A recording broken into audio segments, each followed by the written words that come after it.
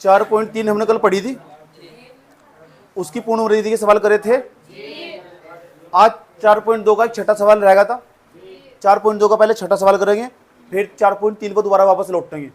समझ में बात है? जिसने नहीं करी यूट्यूब से कर लो और आराम से एक बार देखोगे, 2 बार देखोगे, 3 बार देखोगे, समझ में आ ही जाएगा। आए समझ? इच्छा होनी चाहिए सीखने की। क्वेश्चन नंबर 6, क्वेश्चन नंबर 6 को पढ़ो, क्या लिखा हुआ। एक कुटीर उद्योग एक दिन में कुछ बर्तनों का निर्माण करता है। सवाल पढ़ो, पढ़ो सवाल 4.2। एक कुटीर उद्योग एक दिन में कुछ बर्तनों का निर्माण करता है। एक विशेष दिन यह देखा गया कि प्रत्येक नग की निर्माण लागत उस दिन निर्माण किए गए आगे जाओ। एक कुटीर उद्योग, देखो कुटीर उद्योग क्या हो। मान ले कुटीर उद्योग देख लो बेटे, इधर देख लो, ये हमारा कुटीर उद्योग। कुटीर उद्योग,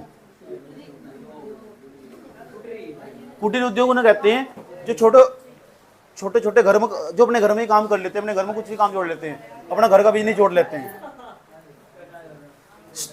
अपने घर में जो बिजनेस जोड़ लेते हैं ना, उसे बोलते हैं। मान लो कोई कुम्हार होगा और बर्तन बनाता होगा मिट्टी के, तो उसने उसके घर में जो अपना काम जोड़ रखा है ना उसने, उसे हम बोलते हैं कुटीर उद्योग।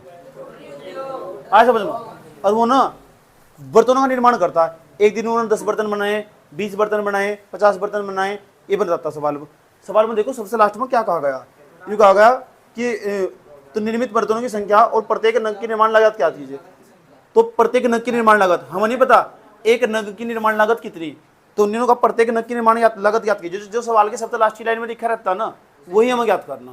तो यहाँ लिखेंगे प्रत्येक नग की निर्माण, माना प्रत्येक नग की निर्माण लागत, माना प्रत्येक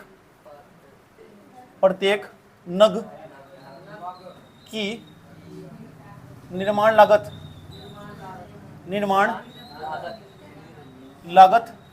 बराबर x रुपए।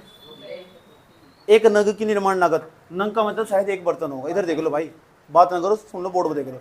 एक नग की निर्माण लागत, एक बर्तन की निर्माण लागत कितनी होगी? एक x रुपए, x रुपए।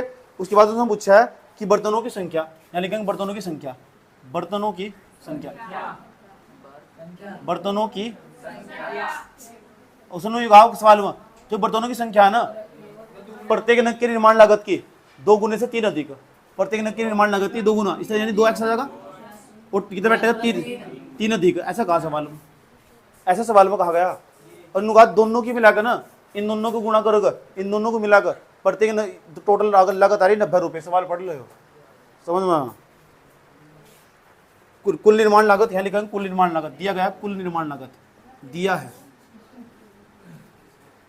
है कुल निर्माण लागत बराबर कितने रुपए?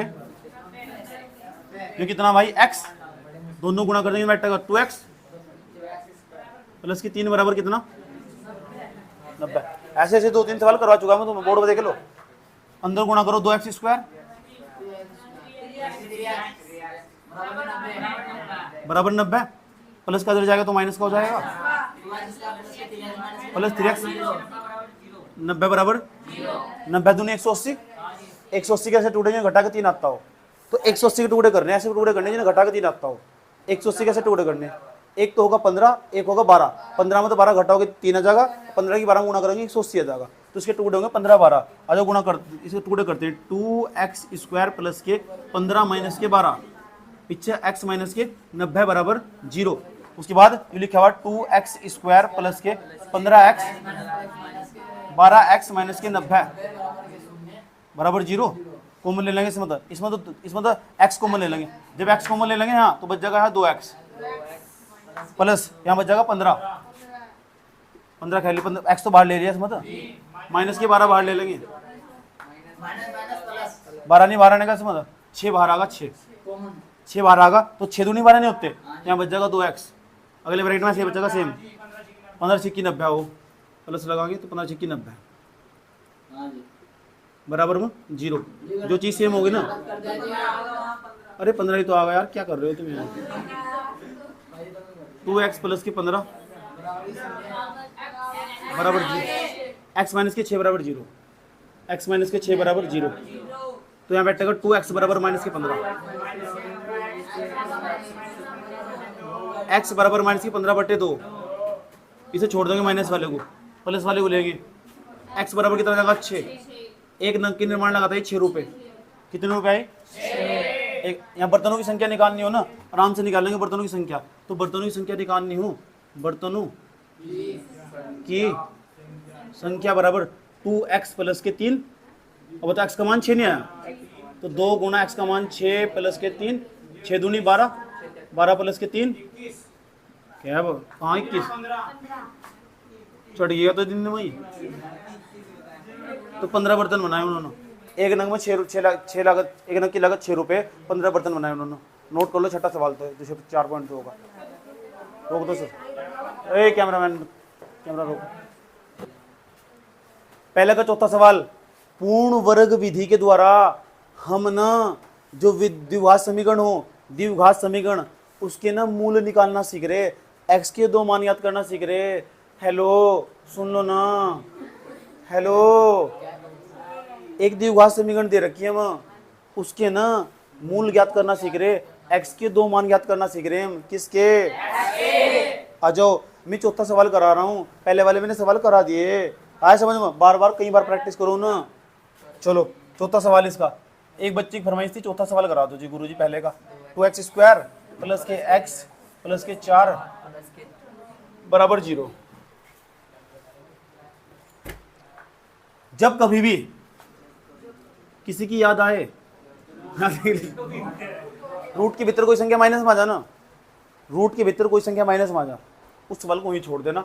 ऐसी संख्या को हम बोलो काल्पनिक संख्या। और काल्पनिक बातें और काल्पनिक संख्या और काल्पनिक लोगों से दूर रहने की जरूरत हो।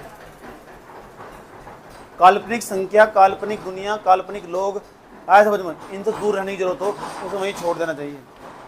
आया समझ में? क्यों? क्योंकि ये दुख देखते हैं। हाँ दुख देखते हैं। अपने अतीत नु ना पीछे छोड़ देना चाहिए। मेरी दादी कहती थी इस तरह, 4 की ना 2 में गुणा कर दो, 4 गुणा नहीं करनी ओए। Step number first, step first. यहाँ 2 नहीं लिखा हुआ, यहाँ 2 नहीं लिखा हुआ। अगर यहाँ 2 लिखा हुआ ना तो पूरी समीकरण में 2 से भाग कर दो। अगर यहाँ 5 लिखा होता ना पूरी समीकरण में 5 से भाग कर दो, और लिखेंगे समीकरण में 2 से भाग करने पर, 2 से भाग करने पर। जब यहाँ 2 से भाग करोगे तो 2x स्क्वायर, सबके बटे में 2 लगा देना, सबके बटे में। आप भी बोल रहे, आप भी बोल रहे। अच्छा, 2 से क्या कट जाएगा? x square. क्यों रो रहे हो आप?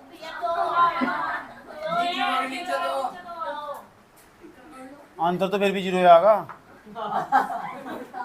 1 बटा कितना, जहाँ कुछ नहीं 1 हो, 1 बटा कहाँ दिखागा, किसे किसे दिखागा? यहाँ से प्लस 2 बराबर 0।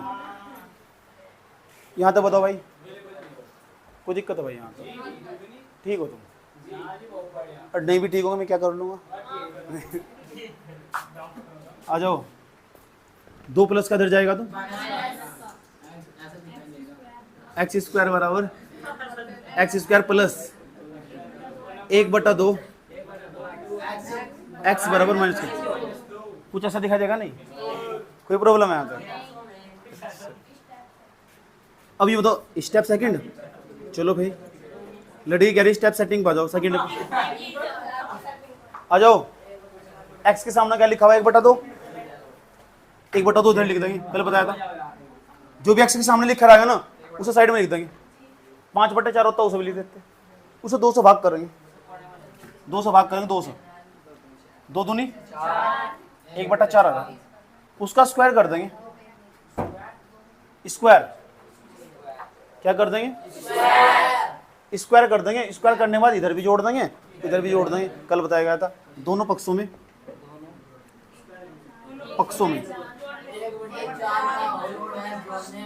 एक बटे 4 का होल स्क्वायर जोड़ने जोड़ दो। x का स्क्वायर 1 बटा 2 प्लस 1 बटा 4 पूरा का होल स्क्वायर बराबर माइनस के 2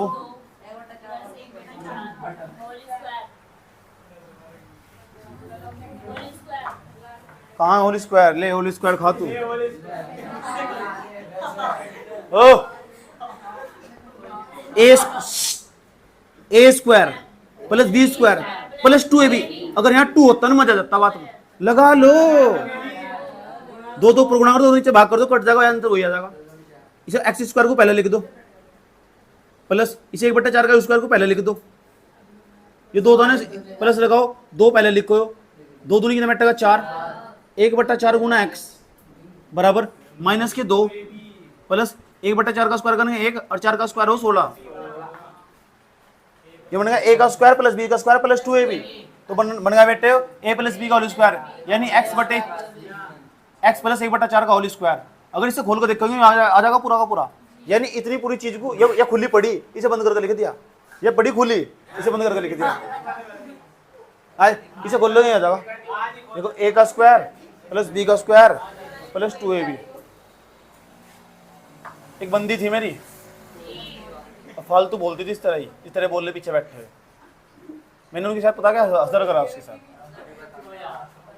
एल्सियम ले ले इसका, एल्सियम आ जाएगा इसका 16, 16 दूनी हो 32, काम बोले 36, एक कम ये क्या है, एक्स प्लस के 1 बटे में लिखा हुआ इसके 4 बराबर में लिखा हुआ बराबर में माइनस के 31 बटे में लिखा हुआ 16, ये स्क्वायर है ना, स्क्वायर इधर जाएगा तो बन जाएगा रूट, एक्स प्लस के बन जाएगा 1/4 बराबर जाएगा रूट। और मेरी दादी पता क्या कहती थी, कहती थी रूट के भीतर कभी माइनस आ जाना, ऐसे सवाल को वहीं छोड़ देना चाहिए। ऐसे लोग काल्पनिक हो, काल्पनिक लोग, काल्पनिक सवाल, काल्पनिक दुनिया, इनसे सब तक दूर रहना चाहिए। हाँ समझ में, इस सवाल का कोई अस्तित्व नहीं है, इस सवाल में कभी भी एक्स के मान ज्ञात नहीं करा जा सकता, लिख देंगे सवाल का अस्तित्व नहीं है, सवाल का अस्तित्व नहीं है। तो जब तो तू पैदा नहीं है तब तो मैं ये पढ़ा रहा है, यहाँ से लिख देंगे अतः एक्स के मान का अस्तित्व नहीं है, एक्स के मान का अस्तित्व नहीं है, मान का अस्तित्व नहीं है।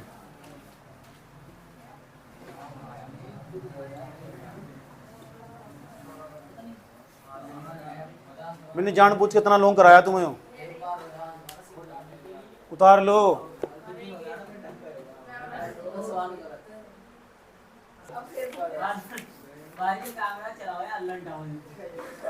एक मिनट दूसरे से पहले ना 4.3 में, हेलो 4.3 में दूसरे से पहले तीसरा सवाल देखो, 4.3 में तीसरा सवाल देखो, 4.3 का तीसरा सवाल, और क्या लिखा, और तीसरे का पहला सवाल देखो, द्विघात समीकरण के मूल ज्ञात कीजिए, x माइनस के 1/x बराबर लिखा हुआ 3, ऐसे लिखा हुआ कॉमा लगा x नॉट इक्वल टू 0, नुकर x का मान 0 होना चाहिए, बाकी कुछ भी हो सके, x का मान 0 होना चाहिए, बाकी कुछ भी हो सके। इसे हल करके x के दो मान निकालने, तो मैंने तुम्हें द्विघात समीकरण बना दे रहा हूं और टुकड़े बता के छोड़ रहा हूं।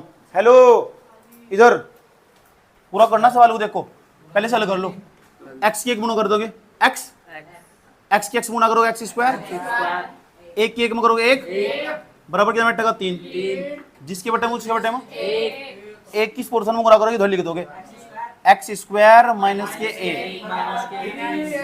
3 के x में करोगे 3x, ये वाला प्लस का इधर जाएगा तो माइनस हो जाएगा, एक्स स्क्वायर माइनस के 3x माइनस के 1 बराबर 0।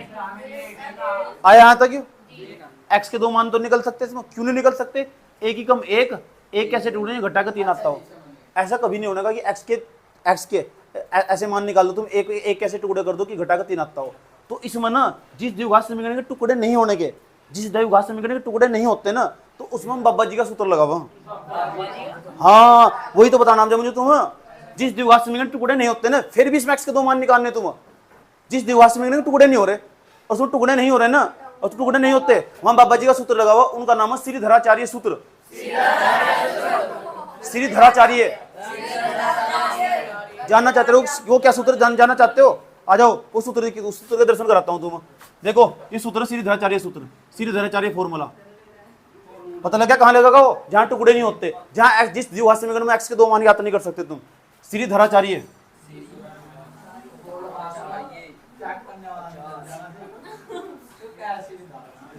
ax स्क्वायर प्लस के bx प्लस के सी बराबर 0। इस तरह की कोई समीकरण दे रखी होगी, इसमें हल करके एक्स के दो मान निकालने। तो सूत्र है एक्स बराबर माइनस के b plus minus root b square minus के 4ac बटे में 2a।